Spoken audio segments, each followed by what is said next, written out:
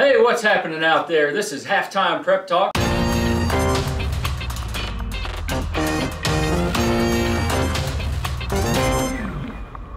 I'm Aaron Snyder, the sports editor of The Independent. This is the Week 2 edition of HTPT. We're glad you're joining us here on dailyindependent.com. You can also watch us on YouTube every week, sometimes Wednesday, sometimes Thursday. So keep an eye on our website and the newspaper for information about the show. You can follow at TheIndependentQB on Twitter or visit The Independent's Facebook page for details on the show and links to the show as well.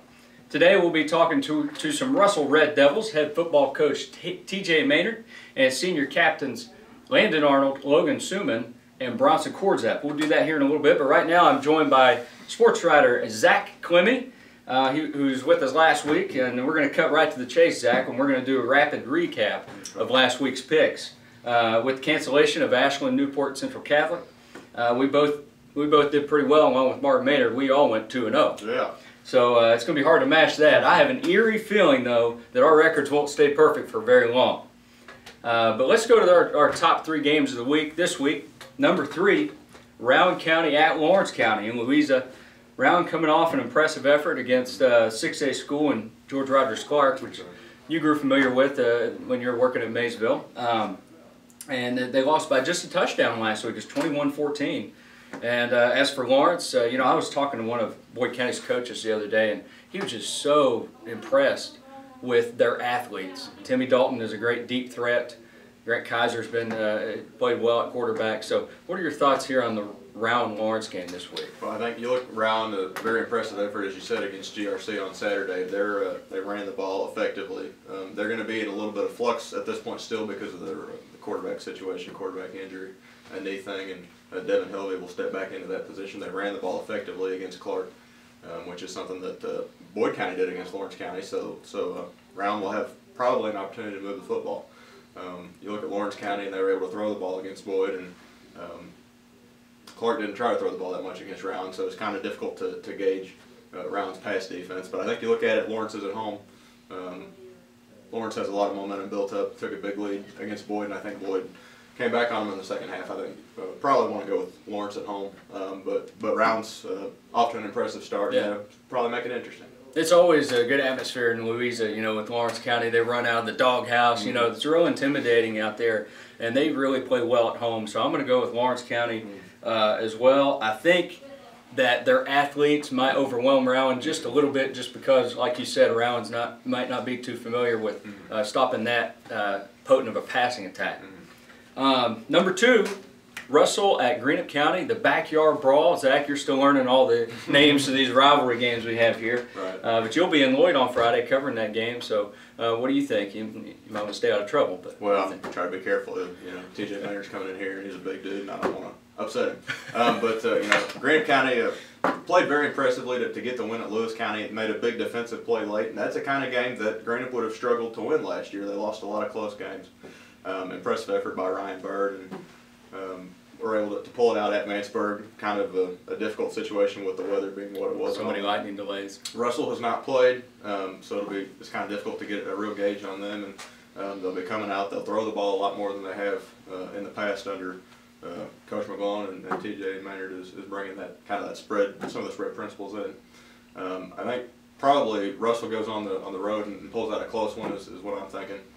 Greenup again is headed in the right direction, and you know, it's obvious that they're on the way up, so should be interesting. Yeah, it's going to be so weird, you know, seeing Russell not in that wing tee, you know. Like you said, TJ Maynard brings a different look.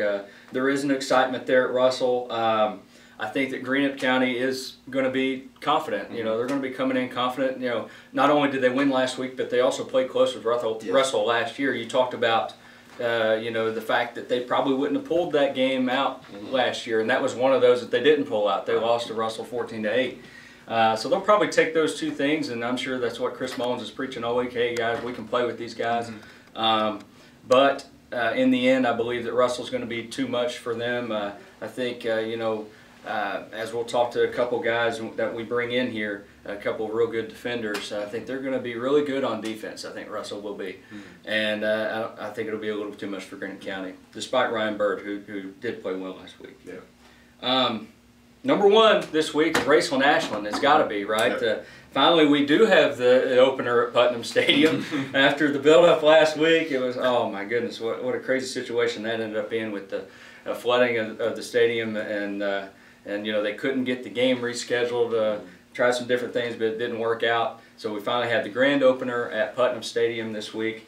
What a game last year too. Raceland Ashland was a 35-34 win for Ashland. I remember listening to the end of the game. I got to my car just in time to hear Dickie Martin on the call. I was out at Russell covering the Greenup-Russell game. So a lot going on here. What do you think? I got to see Raceland last week at East Carter, and a very impressive effort by their offense. They threw the ball more than they have in the past. Josh Young stepped right into the quarterback position, and a couple early, you know, snafus, but was able to get through it, and they played really well.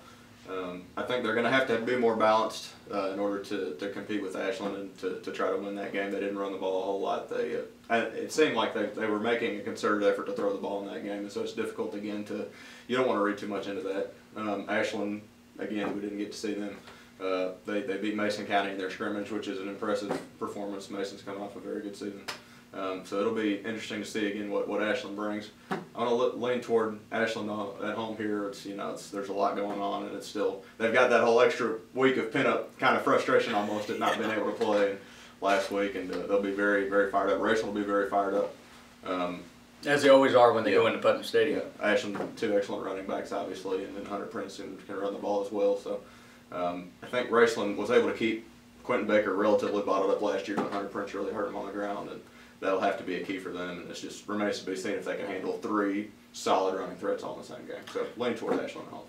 As strange as that situation was, as much as I hated it for everyone involved at Ashland because of the build-up and everything, I think this will be a better game to open with for the local area. Raceland Ashland was a tremendous game, like I said, last year. I don't expect any different this year. It's going to be a great atmosphere at Putnam Stadium Friday night. If you have no plans, be there and be there early, because it's just going to be a circus just as far as the people coming in to watch that game. I do lean towards the Tomcats as well as at home. A lot of points. I expect a lot of points in this one. Both, I think, do have good defenses, but their offenses are just so good with Quentin Baker and Jake Long with Ashland, and Raceland's got Connor Messer and Josh Young. So it's going to be a fun game, and I like Ashland probably by a touchdown. But we're going to bring in TJ Maynard, so we're going to shift gears to Russell here in just a little bit. Zach, if you want to allow TJ to take your spot, we'll bring in Coach Maynard of the Devils. And Zach, thanks a lot, and you'll rejoin me here in just a bit. That's right. All right, we're here with our first guest of Week 2 HTPT, and it's Russell coach TJ Maynard, who is back with Russell football for the first time since he was a player in the late 1980s. Ronald Reagan was still in office at the time, and I think Van Halen was running with the Devils. Now you're running with the Devils again. Yes, I am. I'm glad to be back. So you're going into the first game now since you guys had the first week off, and you're going to be guiding the Red Devils onto the field as a head coach for the first time against Greenup County Friday night. What do you think that's going to be like? Obviously, I have a lot of emotions, no matter which, year it is. That first game is always highly anticipated. You always got those butterflies ready to go. For me, it's kind of a 360. Starting at Greenup, that's where I started my coaching. And it was the Russell Greenup game I first coached. That first game I coached as a head coach at Greenup was against Russell. My cousin Eric Day was on the Red Devils team there, so made a 360-degree turn here now. Now I'm on the opposite sideline, and it's going to be back at Greenup against my former player who was my tailback when that first year in '98, and that was Chris Mullen. So there was a lot of emotion there, but I think once all the pregame stuff is done and first kickoff is gone, it's football. Yeah. Talk about 360-degree circles. You think you guys will be running circles around opponents this year? I would like to say yes, but you never know. I would say that's one thing we're kind of looking forward to. The kids have worked really hard. I got a great coaching staff. They've worked extremely hard, but we all have not been in a battle together. So I'm kind of anxious to see how our kids and our coaches and all of us kind of work together once that true battle starts on Friday night. Because again, you never know how kids are going to react. Again, the kids worked hard, everything, but Friday night, It's different. It's Right, different. right. It's for real. You know, all the scrimmages, you know, you can always come back and relook at things and fix everything. Friday night starts for real, and there's no do-overs. You yourself, you kind of completed that Greenup County triangle. You were head coach at Greenup County and had a successful stint there. I think you're the all-time winningest coach at Greenup County. Then you went to Raceland, were 34-16 there, and 4 years as a head coach. Obviously, you're there as a defensive coordinator before that. Now, the decision to come back to Russell and leave Raceland after you guided them to a state semifinal appearance, I know that was a tough one for you. You've talked about that. Was there a specific moment when that Red Devil light bulb went off, so to speak? Not necessarily. I mean, again, as I talked before, you know, when you change jobs, usually you're looking for an advancement or a better job. And this, you know, I think both jobs, the Raceland and Russell job, are both, you know, two of the best jobs in the area. So just leaving that made it tough. Plus, you know, I'd been there 9 years, and you kind of got your program established there. So to leave that and go start something new you know, this time was a little bit difficult for me, and you know, it's uncharted waters. You know, number one, taking over for Coach McGlone. You know, there's a lot of work to do there to get it to run how I want it to run. So you know, I went back and forth. I mean, every week, every night. But you know, again, the final straw was, you know, my kids. You know, my two daughters, and to be able to be there with those two girls, you know, the rest of their high school career, be in the same building with them. That was the final straw. Not that, you know, Russell wasn't a good job or Rachel was bad. No, it's just that I think they were both such great jobs, and you know, the administrative support of both schools, the talent of both schools, the tradition of both schools. So you know, you couldn't never really pick, you know, which one was the better. So you know, again, you know, when I make it at the end of the day, you know, I make it for my family, and that's why we went there. And obviously, I'm excited to be there. And you know, it is nice to be back home. And you know, I'm around some guys I played with. I'm coaching their kids, and that, you know, that's pretty neat. And you know, I've got a familiarity with the community and how it supports football and how the JFL runs. So all that played into it. But again, it was a tough decision. But you know, again, I'm happy where I'm at. Yeah, and it sounds like you said, family sent it over the top, and you're in the same building now with your two daughters. Well, one of them is in the building with me. Alex, my oldest, is a sophomore there, and then my youngest is a sixth grade to middle school. So I take them both to school every day and walk my youngest over.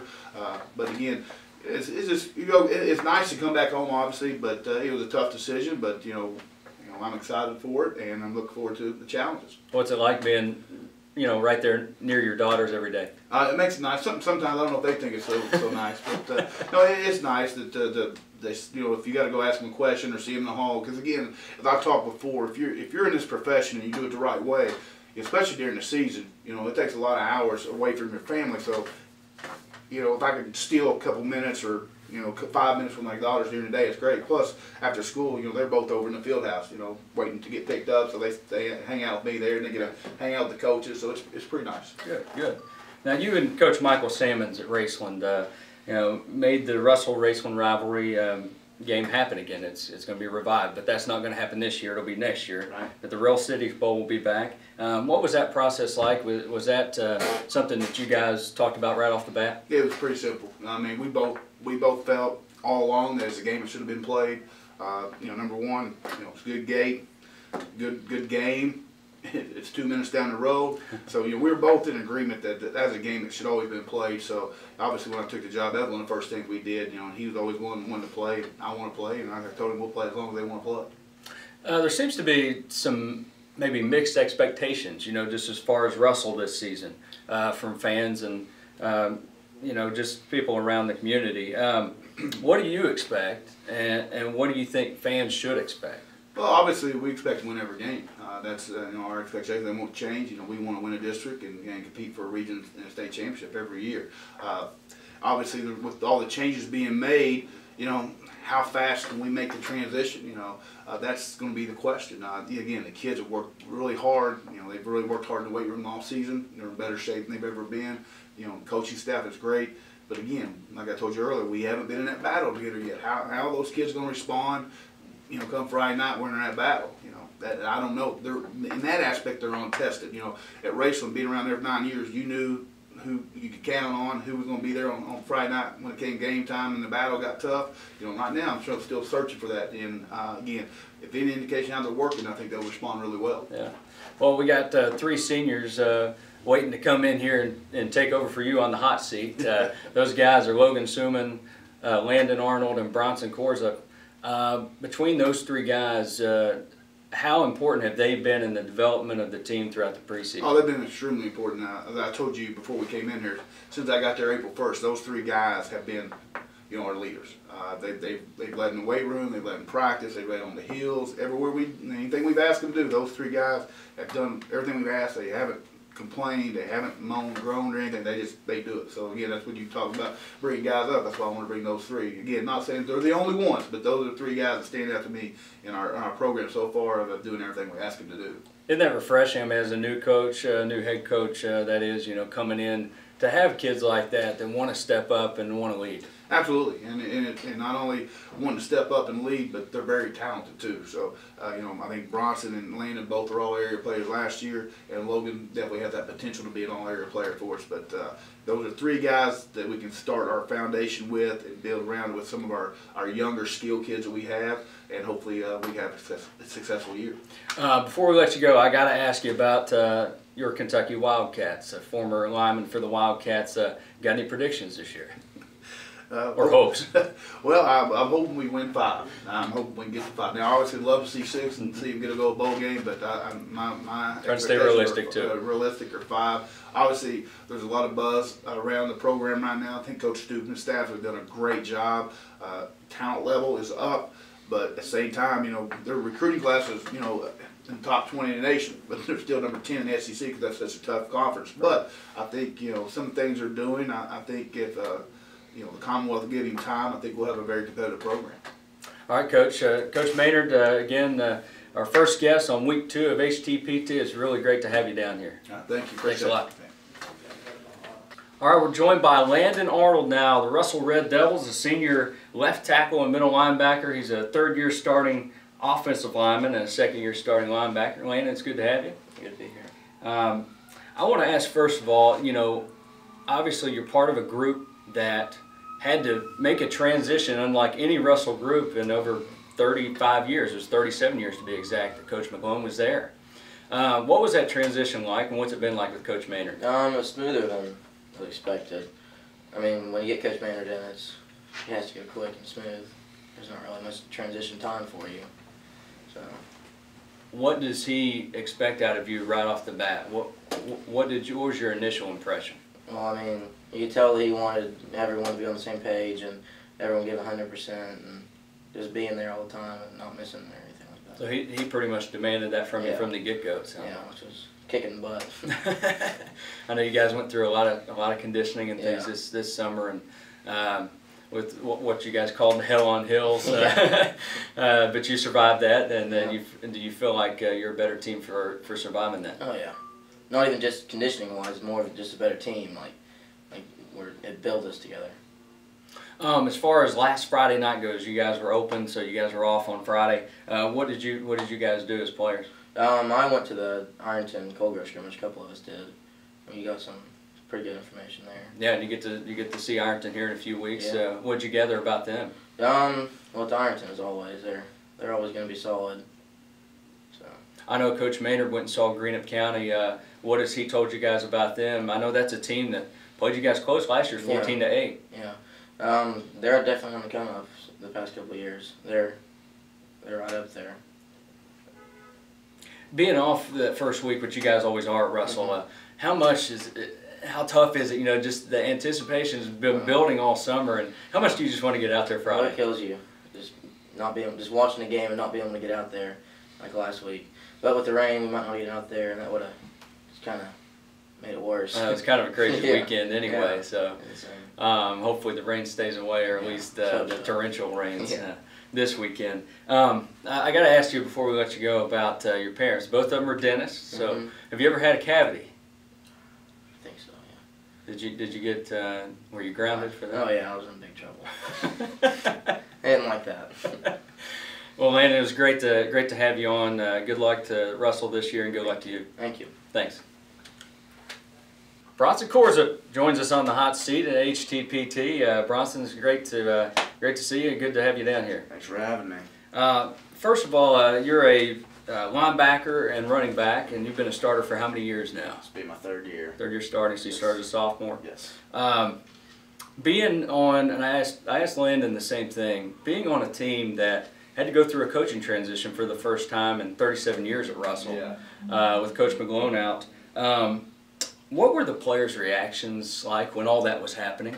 I mean, at first, you know, it's sad to see McGlone go because he's been there so long and everybody's know what he's done. But, I mean, just excitement, really. Everybody's ready to get started because we started a little bit later than we should have. But it was just really excited to get going, and all turned out to be good. The defense was very good for you guys for most of last season. There at the end, you gave up quite a few points to Pikeville and Bourbon County, and I think Estill as well, just at the end of the season, started giving up some points. But what do you feel like the defense can be like this year, and do you think it can remain pretty solid throughout the whole season? Oh yeah, we have playmakers everywhere. I mean, we have speed and we have power, which is, I mean, a great combination. So, I mean, we're going to hit everyone, and we're going to make you not want to run into us and make you regret everything. Running in the backfield alongside sophomore Nick Conley. Mm-hmm. Of course, he was a freshman last year, and you got to run with him there. What's that been like, you know, with Conley, such a talented young player, and what do you guys offer as a tandem?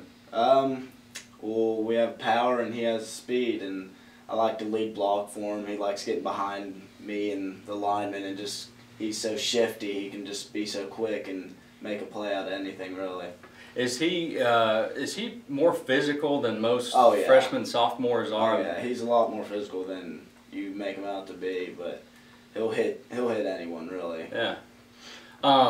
Your coach called you a beast during the preseason. Talking to our reporter Rocky Stanley about you guys before our preview came out, he called you a beast. What did that mean to you to hear that from your coach? It felt pretty good, you know. I mean, work hard in practice, and hear your coach say that about you makes you feel pretty good about yourself. But I was real honored to hear that. All right, Bronson. Well, good luck this season to the Devils and you, and we'll let you get off the hot seat. We'll let you cool off a little bit. All right, thank you. Thanks for joining us on HTPT. Thank you. Logan Suman, Russell Senior, comes in to HTPT now. Got to follow up a couple tough acts of Landon Arnold and Bronson Corza. Yeah. I'm sure you can do it. Now, you moved from linebacker to defensive end this year. What was that switch like for you on defense? Well, you know, it's just a change, and I just have to get used to it, and I have to, you know, go all in and be ready to, you know, switch to any other positions like defensive tackle. But going from linebacker to defensive end, you get to rush a lot more, and not cover like you do in linebacker. So I really like the position though. So. Who's the other defensive end for you guys?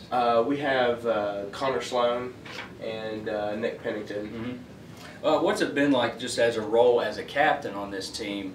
How have you embraced that role as being a captain on this team? Well, I've been trying, you know, just helping everybody out to boost their morale and make sure, you know, nobody tries to be mean to each other, you know. So mostly just boost morale and just make sure nobody... Kind of keep the team chemistry Yeah. going.